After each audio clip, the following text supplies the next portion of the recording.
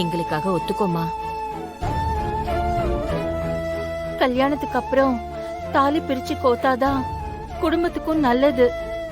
மீனாட்சி, நீ இத ஜீவாக்காக பண்ண வேண்டாமா?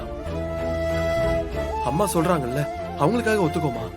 ஆமாண்டி, ப்ளீஸ் ஒத்துக்கோ.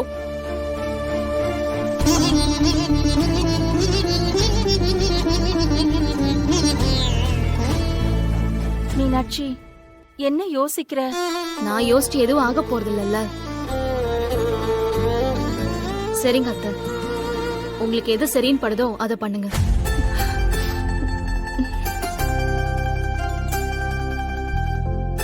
நல்ல வேளை மீனாட்சி இதுக்கு ஒத்துக்கிட்டா. சம்பந்தி அம்மா, ஆனா மீனாட்சி ஒத்துக்கிட்டாங்கிறதுக்காக நாமளே எந்த முடிவும் எடுத்துட வேண்டாம்.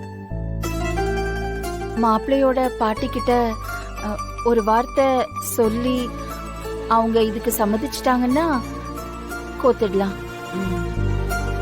ஆமாமா, நேத்தே அப்பதான் எல்லாரையும் நிக்க வச்சு வெளுத்துட்டாங்க. இப்போ அப்பத்தா கிட்ட சொல்லாம செஞ்சா என்ன? அவங்க என்ன நம்ம ஊருக்கு நாட்டாமையா? இந்த வீட்டுக்கு அவங்க அப்படிதானே.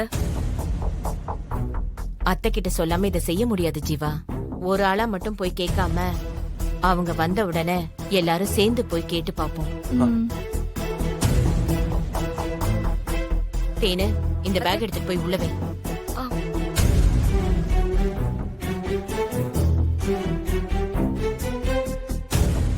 மீனாட்சி, நீ உள்ள போமா.